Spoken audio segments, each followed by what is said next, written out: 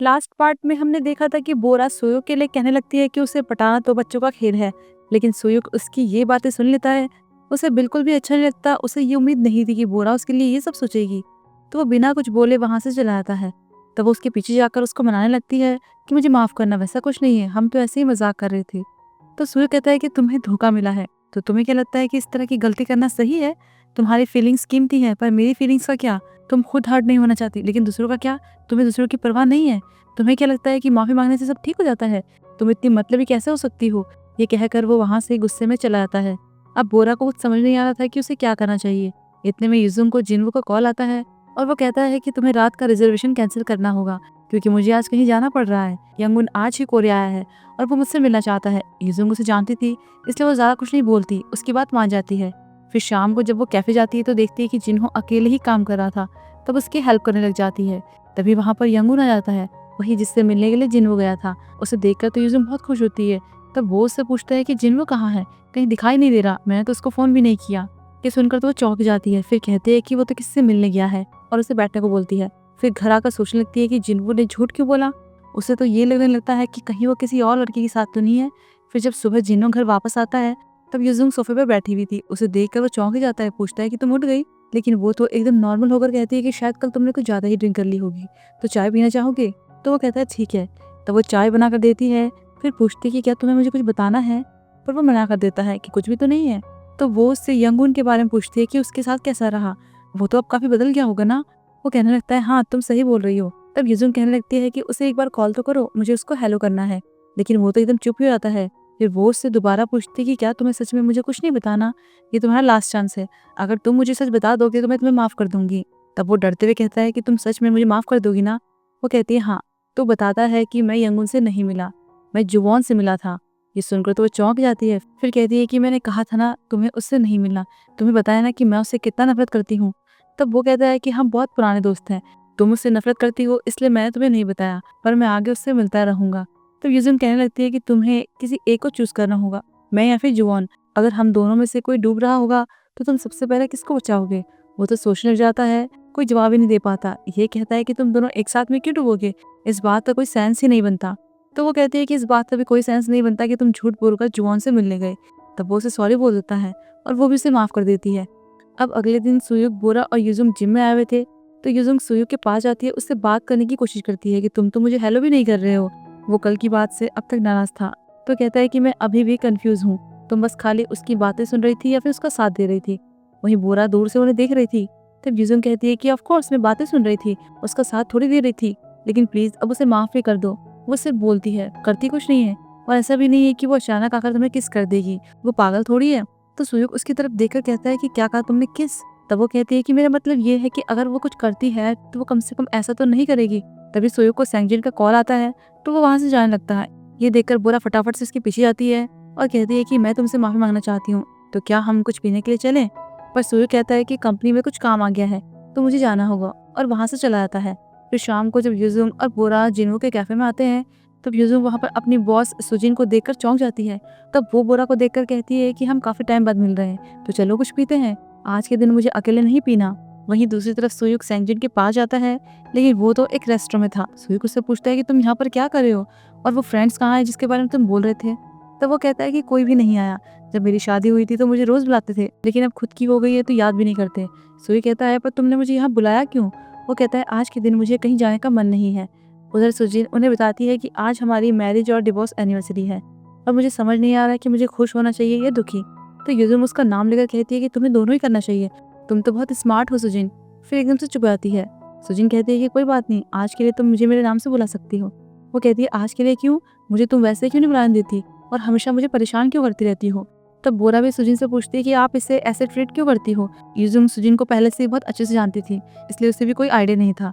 तो सुजिन कहती है कि तुम्हें सच में कुछ नहीं पता, तुम ही तो इन सब की जिम्मेदार हो, तुम्हारी वजह से मेरी शादी हुई। तुमने मुझे सैंगजिन से इंट्रोड्यूस करवाया था ना कि वो कितना अच्छा, कितना अट्रैक्टिव है, मेरे लिए एकदम परफेक्ट है। तो वो कहती है कि मैंने खुद से नहीं मिलाया था, वो तो उन्होंने आपके साथ बात कराने के लिए कहा था, लेकिन तुमने तो मुझे कल्प्रिट बना दिया। तो वो कहती है कि मैंने तुम्हें कल्प्रिट नहीं बनाया, लेकिन मुझे किसी को तो ब्लेम करना ही होगा, क्योंकि मेरे लिए ये एक्सेप्ट करना मुश्किल है कि मेरी चॉइस ही ऐसी घटिया थी। इसके बाद वो युजुम की मैरिड लाइफ के बारे में बात करने जाते हैं। फिर बाहर जाने का डिसाइड करते हैं कि यहाँ पर बैठे बैठे क्या करेंगे। वहीं जिन्हों को भी भूमि का मैसेज आता है, वो उसका बाहर ही वेट कर रही थी। फिर इन लोगों को बाहर जाता हुआ देखकर वो फटाफट से जाकर खिड़की से उसे इशारे में बताने लगता है, लेकिन इतने में ये लोग बाहर चले आते हैं और भूमि को देख लेते हैं। बोरा कहती है कि तुम यहाँ पर क्या कर रही हो? तो वो बात घुमा देती है कि मुझे पता था कि तुम यहीं पर होगी, तो सोचा कि तुम्हारे साथ ही घर जाऊं। तो वो लोग उसे भी अपने साथ ले जाते हैं। फिर वो एक बार में आते हैं जो सिंगल्स के लिए था। तब गार्ड उनकी आईडी मांगता है। वो तो खुश होने लगते हैं कि क्या हम इतने छोटे दिख रहे हैं जो आईडी चाहिए, लेकिन वो उनकी आईडी देखकर कहता है कि मुझे माफ करना, यहाँ पर वही लोग आ सकते हैं जिनकी एज 30 साल से कम की हो। उनके लिए थोड़ा एम्बेरसिंग मोमेंट हो गया था, इसलिए वो चुपचाप निकल जाते हैं। फिर एक दूसरे बार में पहुंचते हैं, वहाँ खूब मस्ती करते हैं।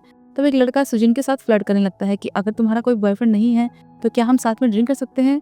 तो वो कहती है कि मैं 40 साल की एक डिवोर्सी हूँ, मैं अपने लिए यहाँ सोलमेट ढूंढने आई हूँ और शायद वो तुम ही हो, तुम हमेशा मेरे साथ रहोगे ना, मेरा नंबर लिखो। ये सब सुनकर तो वो लड़का भाग ही जाता है कि क्या ही अजीब औरत है।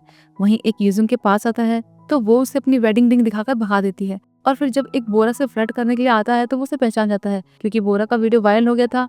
तो उसके जैसे ही करने लगता है कि तुम तो वही हो ना। वहीं सैंगजिन सुयुक को भी इसी जगह पर लेकर आ जाता है। तो सुयुक उसे कहता है कि क्या तुम्हें ऐसी जगह पसंद है, तुम्हें यहाँ अच्छा लग रहा है। वो कहता है हम यहाँ मेरे लिए नहीं आए, मैंने देखा कि तुम काफी स्ट्रेस में लग रहे थे, इसलिए मैं तुम्हें यहाँ लेकर आया। फिर उसे एक जगह बिठाकर कहता है कि तुम मेरा यहाँ इंतजार करना, मैं यहाँ पर कुछ खूबसूरत लड़कियां लेकर आता हूँ। फिर सैंगजिन नीचे जाकर एक लड़की को देखता है तो उसके पास जाकर उसे ड्रिंक ऑफर करता है। फिर जैसे ही वो पीछे मुड़ती है तो वो तो बुरा निकलती है। उसे देख कर वो चौंक ही जाता है। फिर बात को संभालने के लिए कह देता है कि मैंने वो प्रपोजल देखा, तो क्यों ना हम ऊपर जाकर उसे डिस्कस करें। बोरा कहती है प्रपोजल के बारे में, वो भी यहाँ पर। वो कहता है हाँ क्यों नहीं। तब वो कहती है कि मेरे साथ और लोग भी हैं, यूजुंग अभी वॉशरूम में है। तो सैंगजिन कहता है कोई बात नहीं, मैं वैसे भी यूजुंग को ट्रीट देना चाह रहा था और साथ में तुम्हें भी। तो बोरा मान जाती है। इसके बाद वो सुयुग के पास जाता है, फिर उन लोगों को भी अंदर आने को बोलता है। सुयुग कहने लगता है कि तुम सच में यहाँ लड़कियां लेकर आए हो, लेकिन फिर बोरा को देखकर चौंक जाता है।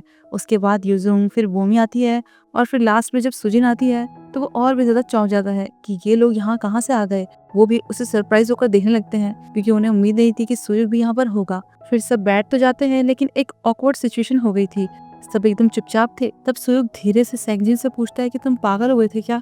बाकी लोगों का तो मैं समझता हूँ, पर तुम अपनी एक्स वाइफ को क्यों लाए? वो कहता है तुम्हें क्या लगता है मुझे पता था?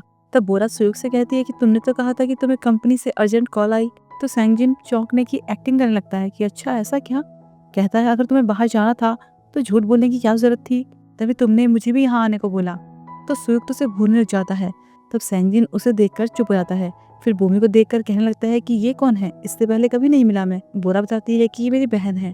उस टाइम भूमि जिन्हों से मैसेज में बातें कर रही थी उसे बताती है कि हम एक बार में है, यहाँ एक आदमी भी है जो मेरे बारे में ही बात कर रहा है, मुझे बिल्कुल पसंद नहीं आ रहा। वहाँ जिन्हों भी परेशान हो रहा था, वो चाहता था कि जिन्हों वो यूजुंग को कॉल करे, पूछे कि वो कहाँ है, क्या कर रही है। वो तो ये भी कहने लगता है कि तुम्हें ऐसा नहीं लगता कि अगर उसे कोई लड़का मिल गया तो क्या होगा।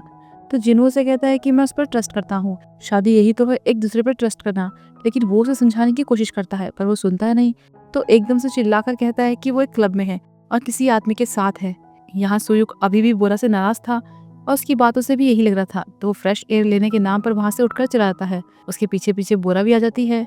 उन्हें देखकर सैंगजिन भी कहता है कि मुझे भी कुछ काम है और वो भी वहां से बाहर निकल जाता है। उधर बोरा सुयुग के पास जाकर कहती है कि मुझे माफ कर दो, मेरे कहने का वो मतलब नहीं था, तुम्हारी जगह मैं भी होती तो मुझे भी बुरा लगता, लेकिन मुझे पता चला कि तुम मुझसे नफरत करते हो। अगर तुम डायरेक्टली ये कहते कि तुम मेरे साथ काम नहीं करना चाहते तो मैं समझ जाती, लेकिन मुझे बर्दाश्त नहीं हुआ कि तुम मुझसे नफरत करते हो। तब गुस्से में वो बातें मेरे मुंह से निकल गई, मैं तुम्हें खोना नहीं चाहती थी। ये सुनकर तो सुयुग चौंक जाता है। तो बोरा कहती है कि तुम मेरे एक अच्छे दोस्त हो, तुमने बुरे टाइम में मेरा बहुत साथ दिया और मैं तुमसे वो बातें कर सकती हूँ जो अपनी फैमिली या फ्रेंड से नहीं कर सकती। तुमने मेरे बुरे टाइम में मुझे देखा है, लेकिन मुझे खुशी है कि वो सब तुम्हारे सामने हुआ। पर तुम मुझसे नफरत करते हो, तुम मुझे अवॉइड कर रहे थे। ये बोलते बोलते वो रोने लग जाती है। सुयुग तो चौंक ही जाता है, पूछता है कि क्या तुम रो रही हो? उसके आंसू देखकर तो वो पिघल ही जाता है। कहता है कि मैं तुम्हारी बात समझ गया हूँ, अब हमारे बीच कोई भी मिसअंडरस्टैंडिंग नहीं है और हम पहले की तरह ही दोस्त हैं, ठीक है। ये सुनकर वो बहुत खुश आती है और यहीं पर ये पार्ट खत्म होता है। तो आगे की कहानी जानने के लिए हम जल्दी मिलते हैं।